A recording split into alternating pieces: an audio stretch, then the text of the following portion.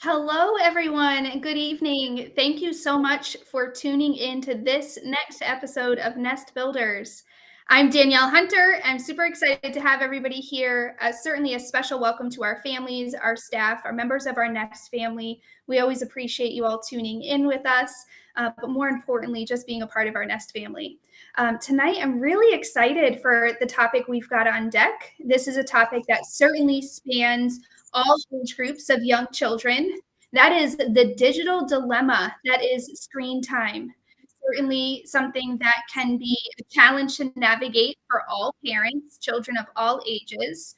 And so I'm really excited to be joined by Dr. Sabrina Braham from Stanford University. Sabrina, welcome. Preschool families are some of my favorite families to work with because the age is so amazing, but it's also one of the most challenging times in a family's life. Absolutely. Lots of great growth and development happening. Sabrina, I want to give you a minute to go ahead and introduce yourself to our viewers. Tell them a little bit about who you are, what you do at Stanford, and also for your company, Wellio.health. Sure. Thanks so much. So I'm a community pediatrician. I am just like the pediatricians that all of these families take their children to for their regular well checks. I was in community practice in Silicon Valley for about 15 years. I am also a mom of 3 teenagers and 1 neurotic labradoodle. And then in addition to that work, I am at Stanford. I'm a faculty physician where my work really focuses on how we can use technology to make high quality care accessible to all families. And then finally, that work led to the building of this platform, Wellio.health, which is in essence an app store for family health and wellness. That's amazing. Thank you so much. Thank you for giving us that introduction. I am so excited, as I mentioned, Dr. Brand, to have you on here to talk with us about the topic of screen time and digital technology and safety and all of those things with young children. I want to dive right into our first big discussion, which really is quite simply what's going on, right? According to a 2023 Mott poll, the top 3 health concerns that parents have are all screen time related. But still, we see children are getting more access to screen time than ever before. Help us understand what this means. Yeah. So when I first started in practice, we really didn't have the information that we have now, and I think there was suspicion that that there could be negative consequences to the screens that were starting to arrive in our lives.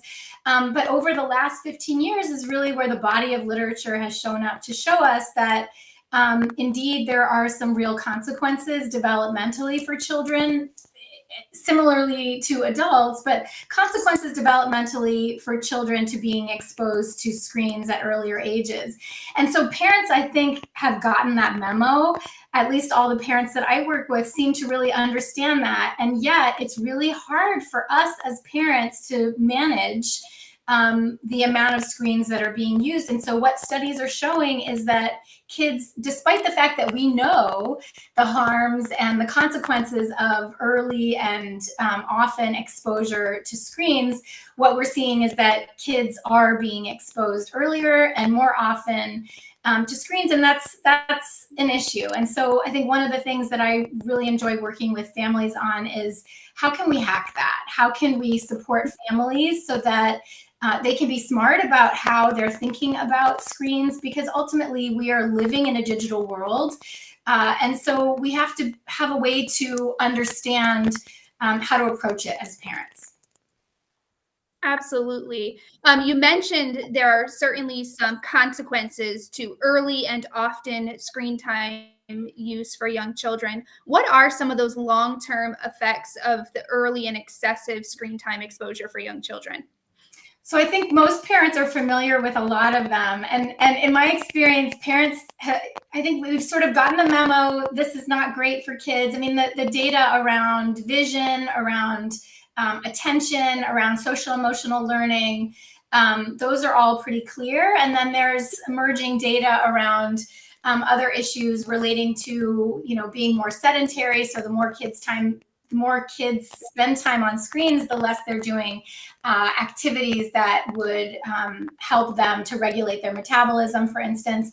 So parents are getting that memo.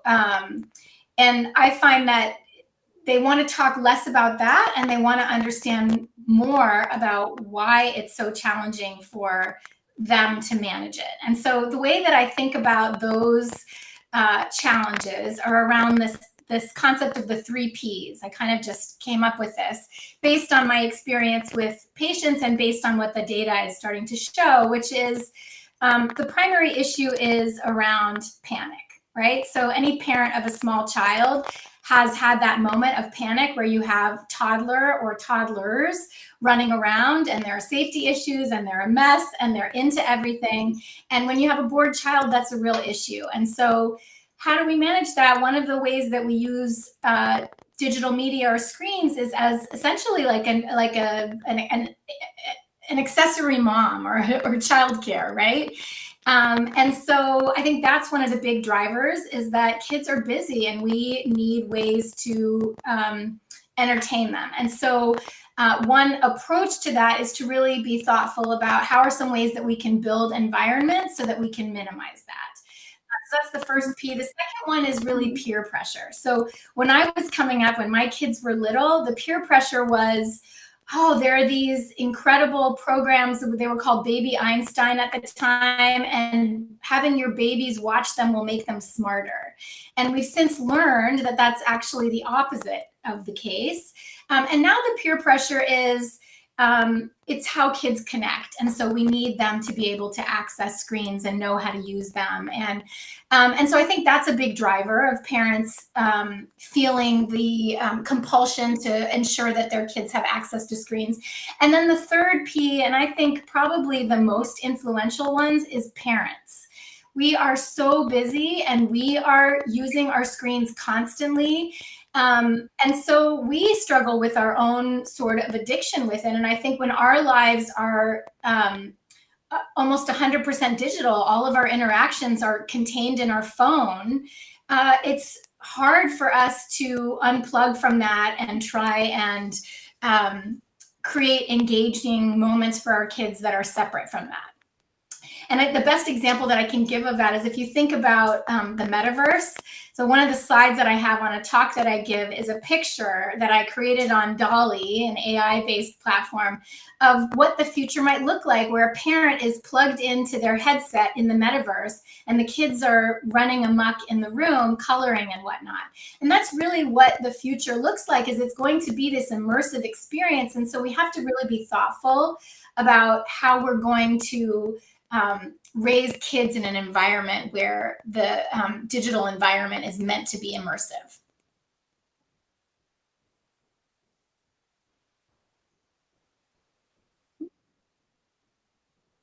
Panic. And I think that's something that I, as a parent, feel, right? My girls are growing up in a very tech heavy world, right?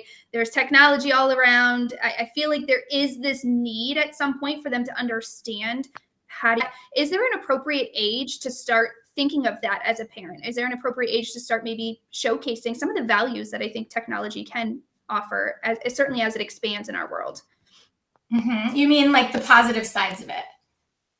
Yeah. Because I think there is, right? There's that panic, right? As parents, I think, at least for me, I want to prepare them. I want them to be successful in this very tech heavy world, but I also want to balance that with not doing damage, right? I don't want to give them too much to where it's hindering them and having negative consequences either. What's that balance like?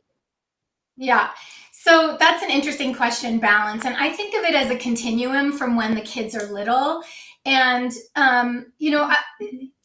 the AAP initially, the American Academy of Pediatrics initially had given very sort of firm guidelines around specific amount of time. And over time, they've moved away. And I think most guidelines have moved away from specific guidelines on time, with the exception of very young children, and more on the quality of that time. And so when I'm thinking across the spectrum of ages, I think we want to think about it in terms of how we're relating to our children. This is a topic we call relational health, which, I think this is the essence of a well-functioning or thriving family is what are the relationships that we have with our children. And so at the earliest ages, what are our kids going to experience of technology? Well, they're going to experience it through us because we're on our phones or we're watching television. And so I think to the extent that we can put guardrails, so, if we're talking about the very early ages, if we can put guardrails on our own use of technology when we're around them, and what that means is trying to limit that time a little bit. But it also means that if I'm doing something that may be more entertaining on my phone, bringing them into it. And maybe, sometimes what is it called? I forgot the term, but there's some term that I heard from my kids recently relating to when you're sitting in bed and you're scrolling through like Instagram or something and looking at funny reels, like animals or something. Do you know what it is? I know what you're talking about. I can't remember the term. Yeah, I think we all do it, and it really is super entertaining, honestly, those videos of the animals. And so one of the things that I think is something we should think about with young children is if we really feel like that's an entertaining and sort of something that we want to be doing, then bringing them into it, and maybe we can have a special moment where we're looking together at some videos that are funny about animals or what have you. And that can stimulate conversations, and that's really, I think, where you can start to show them how we put guardrails around the use of our screens and how we can be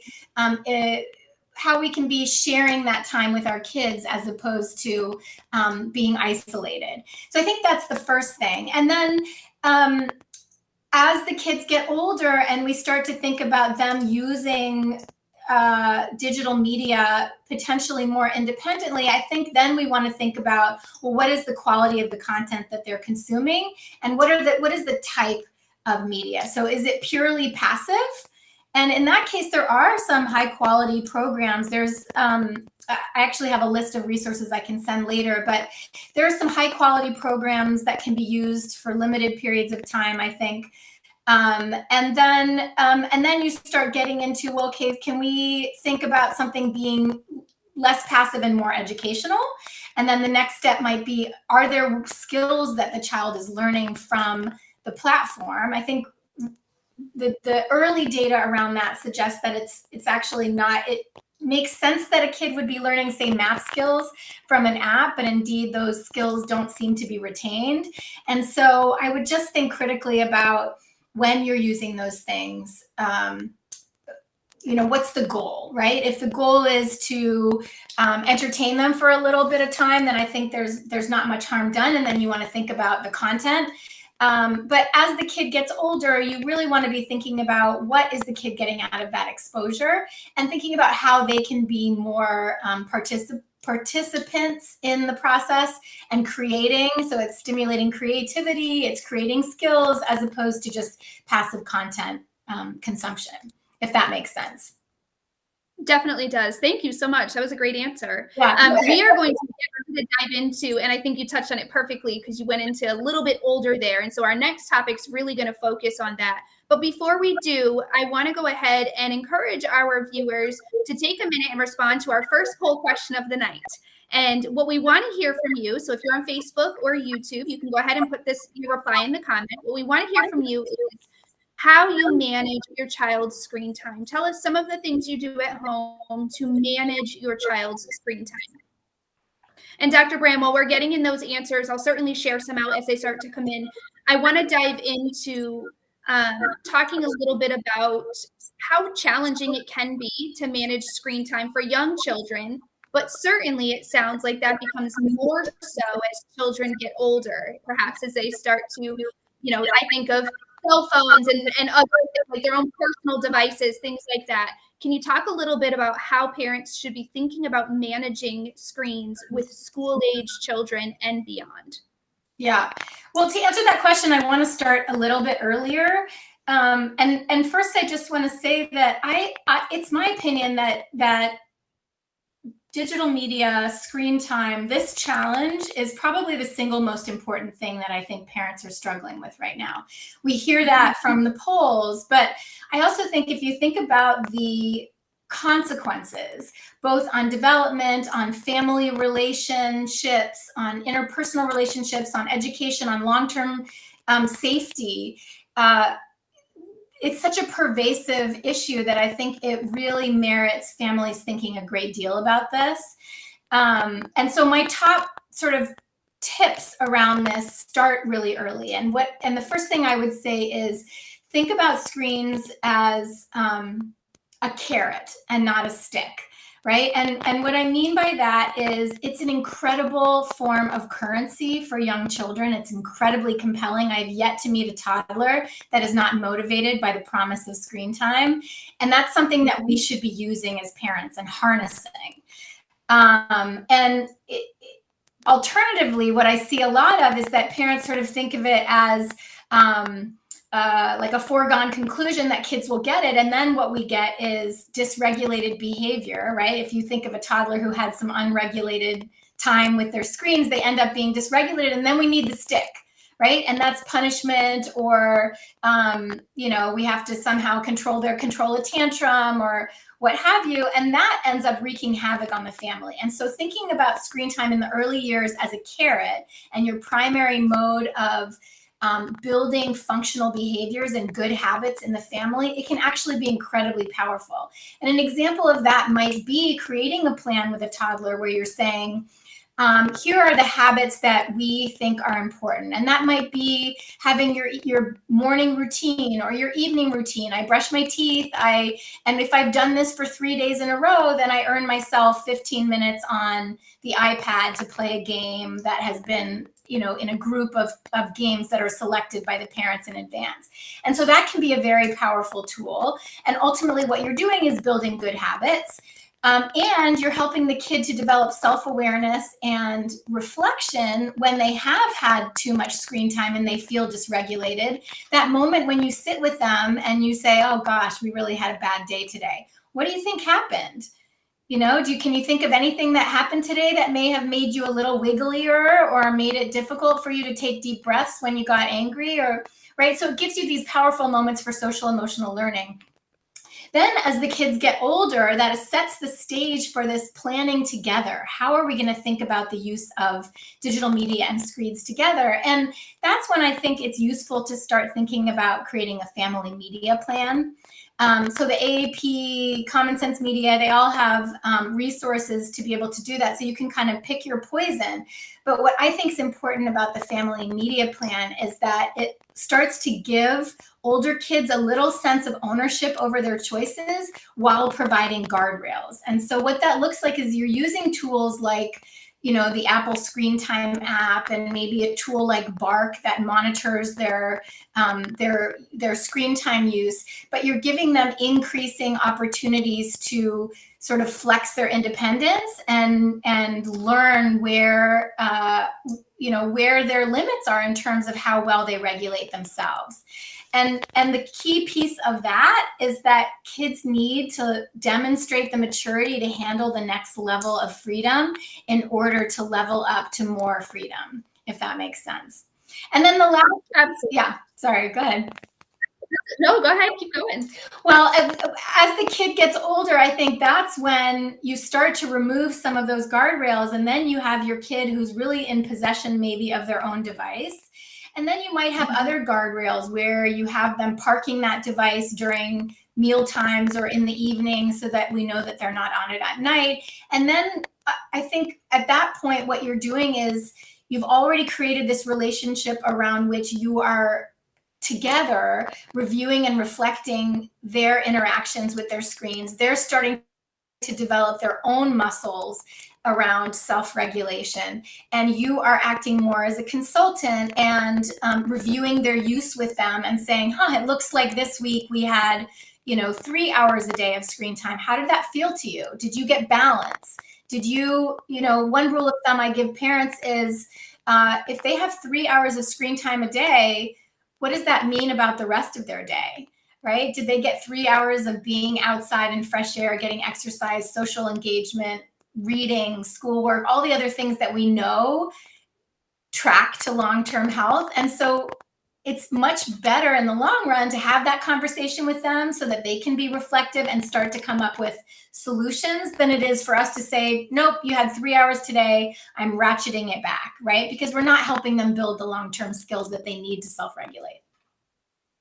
Yeah, I love that approach because I think very often I'm a mom of two girls, right? They certainly I can always tell if they've had too much screen time, and it's almost like a reaction to be like, oh, I can see you've had too much screen time. We're going to reel it back instead of taking that approach that you're saying of sitting and talking with them and saying like, why do we think that this happened? Why do we think we've had a tougher day? Or do we think the amount of time on your tablet or what have you watching cartoons or whatever it may be perhaps impacted that. I love that. Getting them to think more for themselves about how it impacts them, I think is a great strategy. I've got a couple of strategies that our families are using. Certainly limiting screens to a certain time. We've got one that does by 7 p.m. I think this spins off into a question. Do you recommend having screen time stop at a certain period, like a certain time prior to bedtime, like an hour before, 30 minutes before? Is there a recommendation on that? Yeah, so certainly we know that screens can dysregulate sleep, and it seems to be more of a problem for some kids than others. And so ultimately, my advice around any guidelines are the parent is the expert; they really need to decide.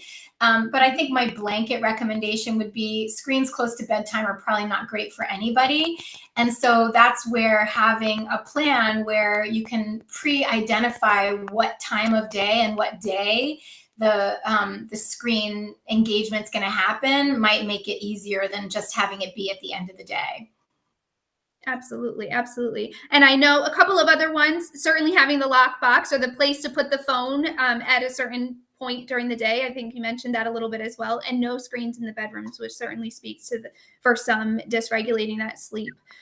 I know you've got children of your own. They're older now, but what were some of the strategies that you used when they were younger to manage their screen time? Or maybe you still use them? I still use them. I mean, I have two that it's sort of, it's done. That battle is over. But there's not a tool that I haven't used. I literally have used all of them. I can tell you about all of them. I have great stories. Everything from complete digital fasting, where we went off screens for a month. That was one of my extreme endeavors. But and then I've used all kinds of digital tools that help parents manage screen time. And I can tell you, I think that they're incredibly helpful, some more than others, but all of them, when used as a tool in isolation, result in the same outcome, which is the cat and mouse game. And the cat and mouse game, what I mean is you get to an age where the kid is smarter than you are, or at least their friends are smarter than you are, and they can get around any restriction. And in my experience, in my practice, that's happening around 11, 12, I mean, early. And so that's why my advice around starting so early, collaborating with the kid is, I think, a better way to do it, because I've been there. I've been burnt out by the cat and mouse game. You will not win. These kids are so smart.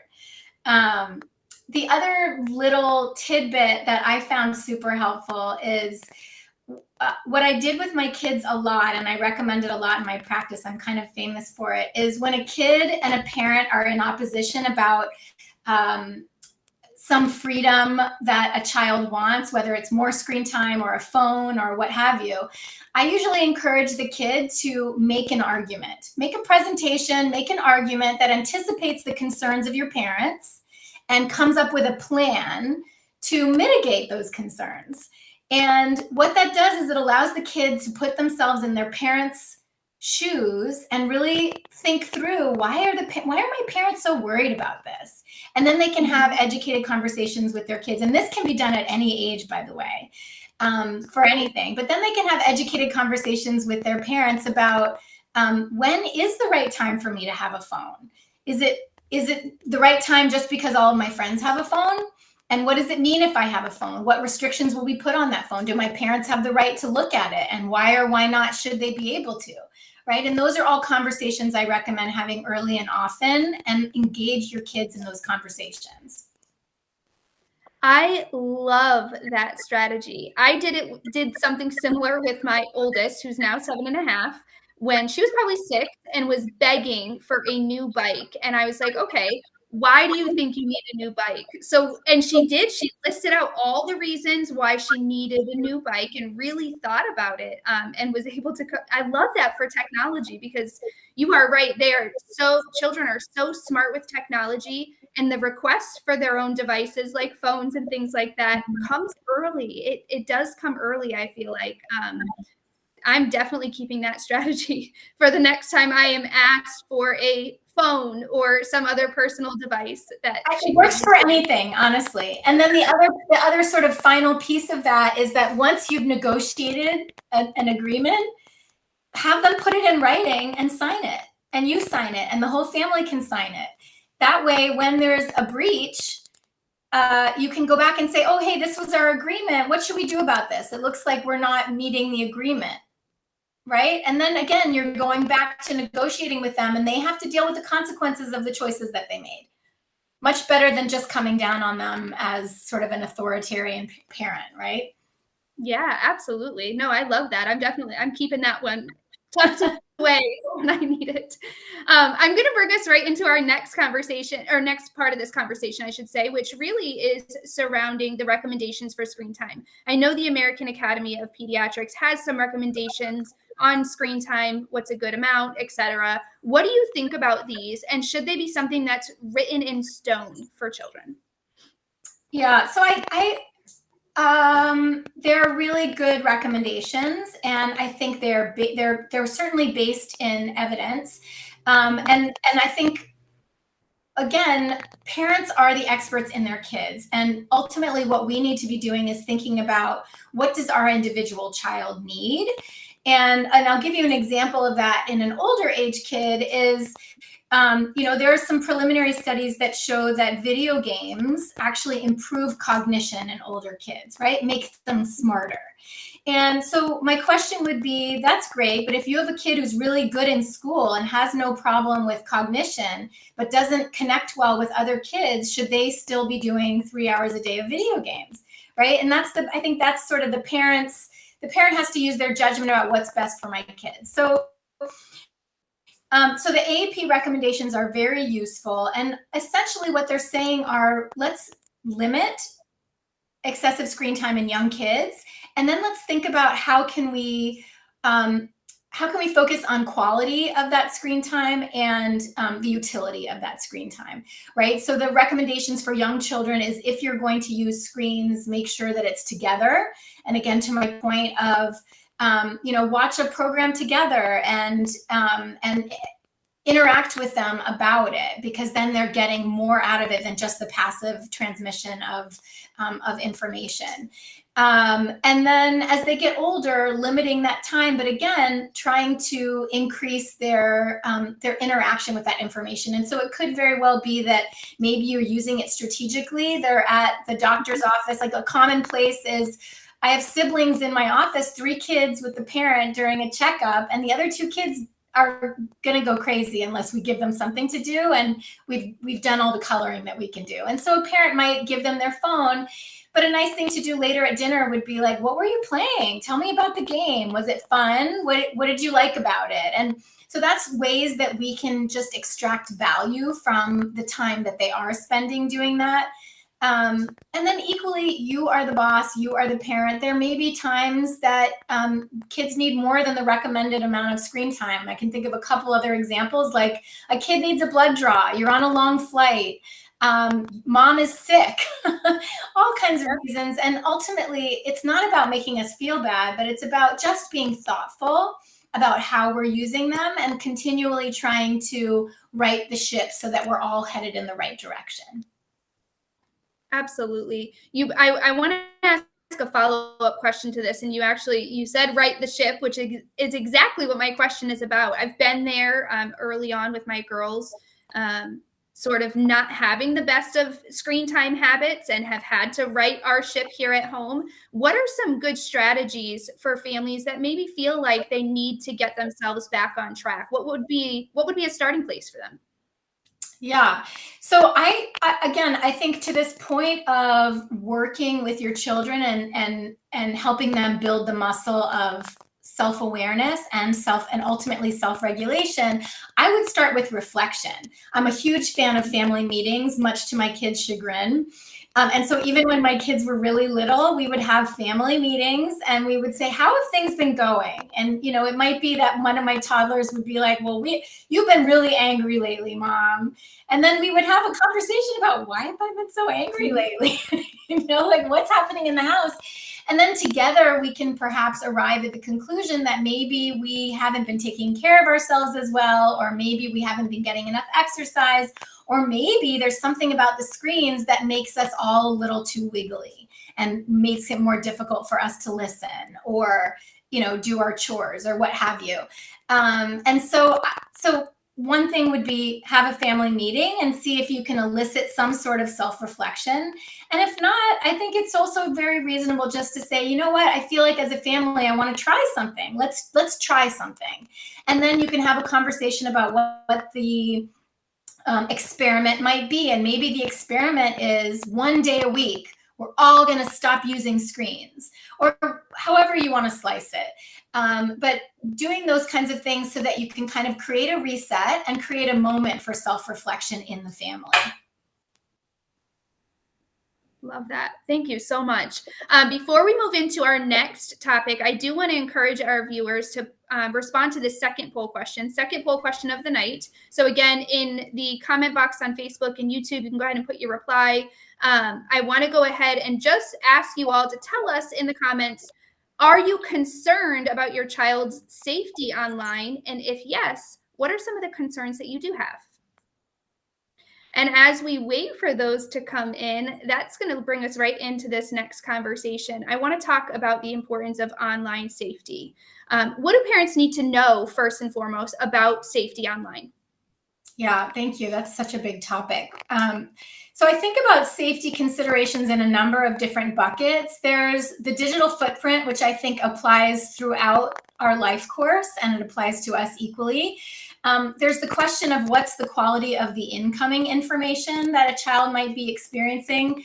And then there's the question of what the access to that child might look like that's provided through a digital platform. And then I think the broader topic that applies to all of us, but probably to adolescents more than anyone, is what's the value of our attention? Right. So if we're thinking about digital footprint, we can start there because I think it's sort of the one topic that I think all parents really need to be thinking about, probably even before birth. There was a study in 2010 that showed that 92% of 2-year-olds have a social media profile. And what's interesting about that is that a third of those kids had a post on the day of their birth. And in that post was their first name and access to maybe their last name because it was posted on behalf of their parent, or it was posted by their parent. And that information suggests and has made some studies worry that in the future, the majority of identity fraud is going to be related to this concept of sharenting, which is this kind of benign thing that we've all done where we share our kids' information on social media. And so I think where we think about digital footprint mainly around adolescents, we actually need to be thinking about it much sooner. And the advice that I give to parents is be very thoughtful about how much information you're sharing, where you're sharing it. And specifically, that adage that we hear, don't put anything online that you wouldn't put on the front cover of the New York Times. The example I would give for kids is don't post anything about your kid that you wouldn't announce to his 6th grade class, right? Because ultimately that kid will be a 6th grader and that information may become available, and you don't want to create problems for that kid. So that's the digital footprint issue. And then I think it just gets more complex from there. But as kids get older, I think the biggest thing that we want to talk to them about is the question of the value of their attention. And there are really interesting documentaries that families can watch together about that. The Social Dilemma is one of them. Social Animals is another one that just talks about how social media is It's a form of advertising ultimately, and they're harnessing your attention because the platforms are free, and kids don't like to be manipulated. And so if they really understand how their attention is being manipulated, they can be informed consumers of those platforms. Absolutely. I've got a couple of good replies from the poll that we posed that I want to just have you talk a little bit about. One of our viewers says her boys are now adults, but one of her concerns was always child trafficking. Is that something that should be, I mean, it's one of mine. I'll leave it to you, right? Talk a little bit about that concern in the online world. Yeah, so I think that relates to this issue of access. So any platform has the potential to give other people access to your children's eyeballs, whether it's information, whether it's communication. And so any platform that your child is using, you want to be thinking about where are the access points. So Common Sense Media is a great place to go where that is evaluated for, I think, most of the major platforms that kids are using. But I would think about it like, who would you leave your kid with, right? So depending on the age, depending on their ability to articulate their needs, depending on their ability to reach you, I think you want to be thinking about that all the time. And as the kid gets older, having moments of conversation about who are you interacting with in that platform, and why are you interacting with them? What do you get out of it? So that they always feel that they can have two-sided conversation with you about that, so that if and when there is an interaction, and there will be, that is strange or uncomfortable for a child, it's not a question of if, it's a question of when, that they can know how to respond and know that they can talk to you about it. Absolutely, absolutely. I've got another one that talks about inappropriate content on YouTube Kids, right? What they thought was a Frozen song playing was not what they thought, and so they had immediately pulled it. Speaking to both of these topics, it's hard in the moment to, as a parent, to have that level head, especially in these scarier situations, right? When you talk about child trafficking or the inappropriate content, sometimes it's that knee-jerk reaction to be like, oh my God, what are you watching? Or no, don't give me that, or whatever. And to make a child feel like, to not have that open communication, I guess. What are some tips and strategies and tricks you can offer us as parents to take a step back and really maintain that level head, so that they have that level of comfort, that they'll come to us if they've got something a little funny happening and they feel comfortable sharing with us? Yeah. So, I mean, I'll start by saying that I think these platforms where there are algorithms that are picking what the user sees are really problematic for children. And so my advice generally is try and avoid those until you have a kid that has the skills that they need to navigate that. And I would argue that many adults don't have those skills. So that's like a really advanced level of interaction with the platform. With regard to sort of how to help kids interact with those platforms, I mean, I guess what I would say is, the younger the kid, the less I would be inclined to be allowing them a platform that's deciding what to serve them. And I want to be the person that's deciding what to serve them. And moreover, I want to be serving them something that is safe. And when I was growing up and I would watch cartoons, it was commercial, commercial, commercial, right? And now it's that on steroids. And so my recommendation to families is, try and find a streaming service or some platform where you can pick the program, get rid of the ads, and just have the kid consume a program that you yourself know you have watched, and you know that your child's eyeballs are going to be protected from anything that you didn't intend them to see, if that makes sense.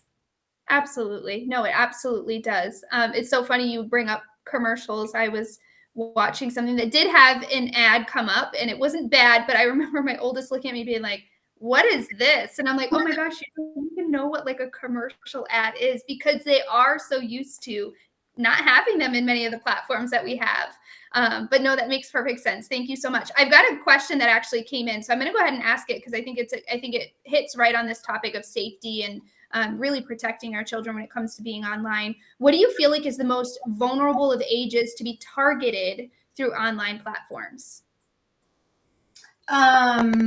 Targeted. I mean, I think adolescence is, I think that's the biggest risk ultimately.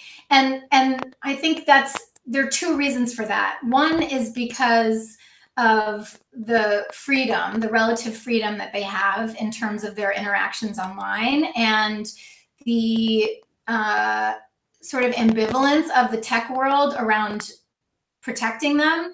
But I think the other piece that makes it more challenging is that the natural developmental task of an adolescent is to separate from their parents. They're starting to their whole sort of goal is to understand who they are in the world and who they are in relation to their friends and their peer group.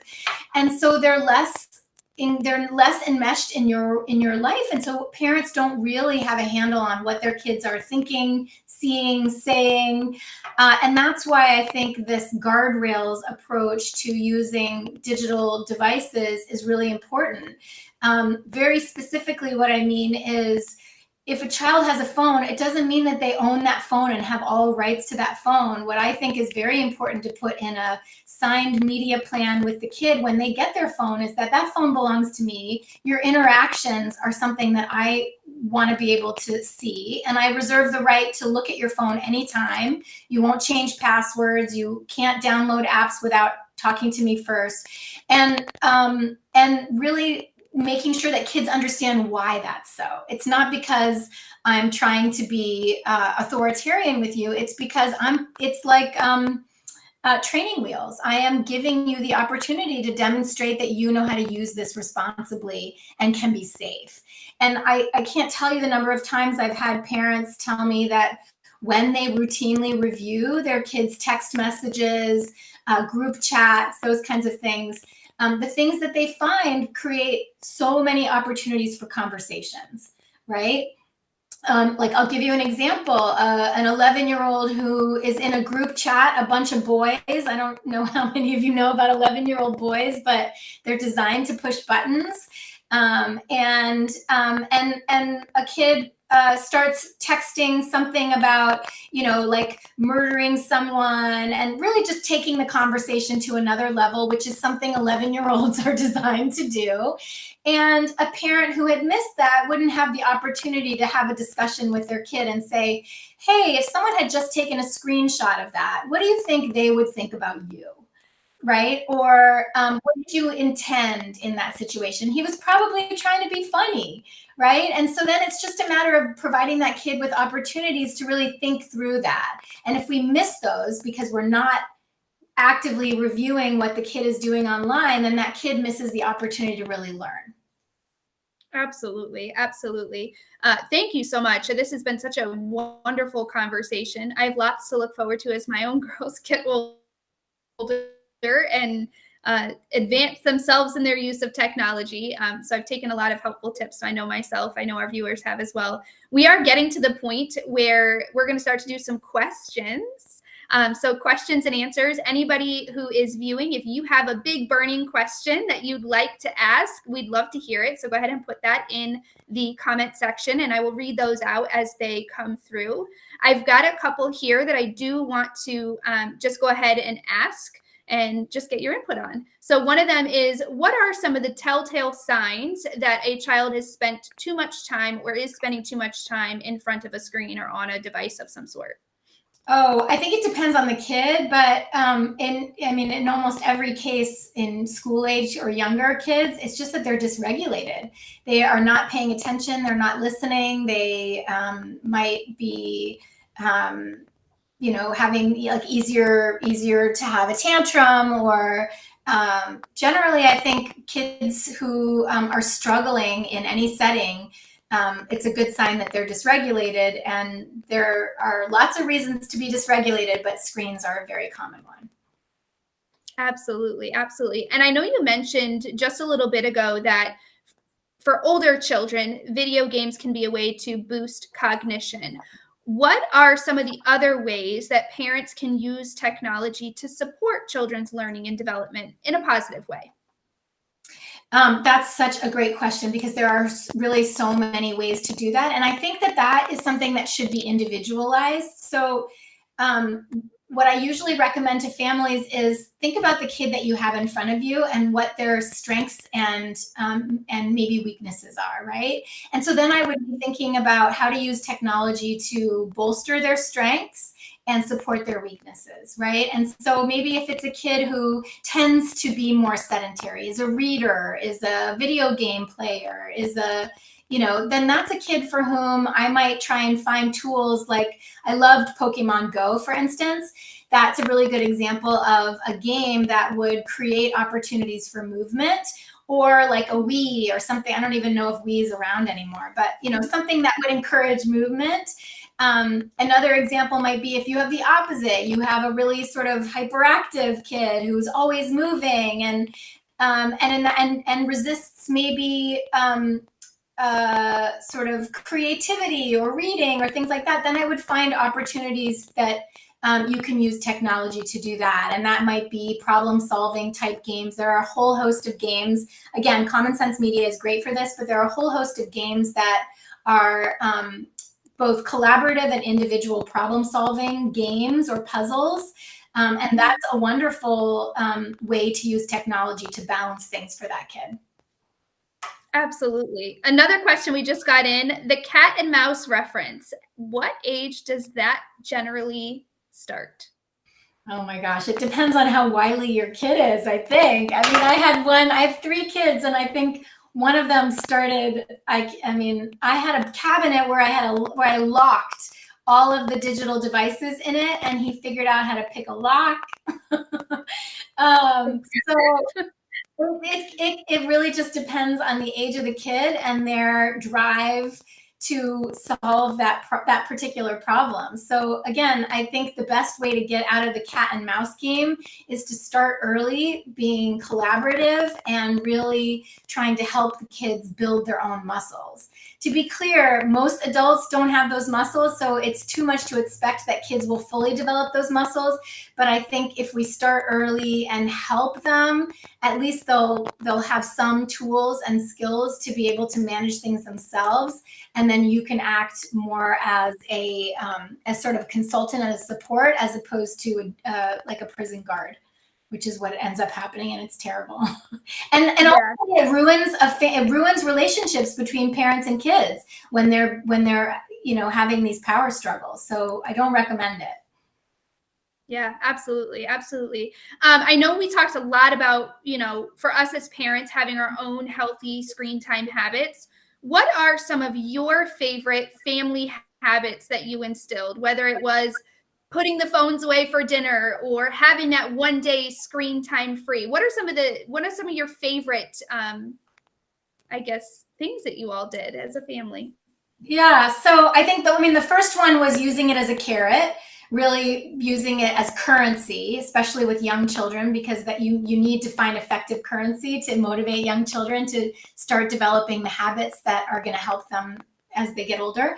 And then I think very basically, no screens at the table and no screens in your bedroom.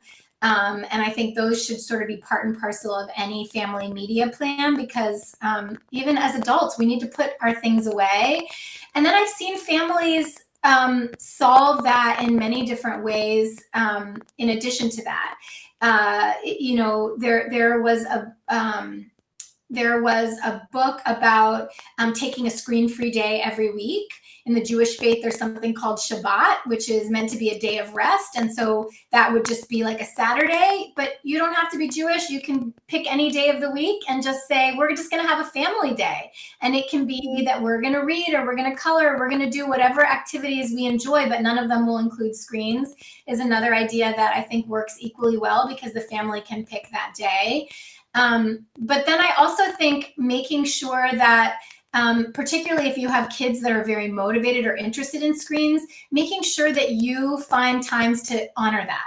So, there are family collaborative games that can be played. And so making sure that maybe one night a week or one day a week, you have scheduled a time for that kid to be the leader of the family playing that game together. so that you're not creating something that is more valuable because you've outlawed it. Yeah, absolutely. Yeah, I want it because I can't have it. That sort of mentality, right? Yeah, absolutely. My last big question for you that we've got is talk to us a little bit more about Wellio.health. I know you briefly touched on it a little bit. I'd love to hear more. I think you said it's an app, right? Well, so it's an app store for family health and wellness. So essentially, what I have noticed in my career is that, as the healthcare system is becoming more complex, families have found it more and more difficult to access the services and supports that they need to thrive. And more healthcare systems don't even provide what families really need. And the example I would give in my own practice is that we had this binder, this huge binder with a bunch of papers in it that were written names and phone numbers of community-based resources. Maybe there's an OT here or a speech therapist there or a parenting expert in the town next door. And our healthcare system really doesn't provide those supports for families. But what is happening is that more and more technology companies are starting to come in and create apps or software or devices that fill those needs for families. The problem is that there are so many of these tools on the market, it's impossible to know what is safe and what is effective. And so what I'm building with Wellio.health is one-stop shop for trustworthy solutions. So we bring all of these apps, services, tools onto one platform, just like the App Store, and we apply a layer of quality metrics so that families, providers, teachers, counselors, anyone can understand what's safe, what's effective, how can I optimally use these tools, and what tools can I use to solve the problems that I have as a family. That's wonderful. You're right. There are so many apps and resources and opinions and all kinds of things out there that it can be hard to know what's good stuff to follow or to read or to try to dive into and what maybe to steer away from. So I love that. Thank you for sharing a little bit more about that. Before we wrap up, I want to give you anything that you feel like we left out of the topic of screens and digital safety, online safety with young children that you want to tell our viewers about? I think I touched on it in the beginning, but I guess the big thing that I would just remind families, I think of this whole screen time issue as kind of the biggest thing that you are going to contend with as a parent. And it's something that starts from birth and goes until they leave your home and even after that. And so I really encourage families to be thoughtful about it, to always be thinking about it, and to think about it in terms of how do I want my relationship with my child to be, and how can I live that in our conversations about screens and how we use screens in our family. Because as I mentioned, the future is the metaverse. And so we want to prepare our kids with all the skills and habits and tools that they need to be whole people in an immersive digital environment like that. Absolutely. Thank you so much, Dr. Braham. Thank you. I truly appreciate you taking the time to talk with us tonight. This is such an important topic, and certainly I'm sure I'm not the only one. Our viewers probably feel this as well, but I know for me as a parent, always one of my biggest worries, what's the right thing, what's not the right thing, what's too much, what's safe, all of that. So I appreciate your expertise, your stories, and just all the knowledge you shared with us. Thank you so much for having me. It was so fun. You bet. All right, everybody. Thank you for joining us for this Nest Builders event. I'm excited to share that we've got our next one on deck. Our next Nest Builders event is going to be on April 23rd. It'll be 8 p.m. Eastern, where we will be joined by our good friends at Zest Pediatrics, our official medical education partner, and they're coming to us to discuss the 4th year of life. You can certainly learn more about Zest Pediatrics and all the work that they do by visiting their website, www.zestpeds.com. And you can sign up for this event and learn more by visiting www.thenestschool.com/nestbuilders. Until next time, everybody, I hope you have a wonderful evening, and thank you for watching.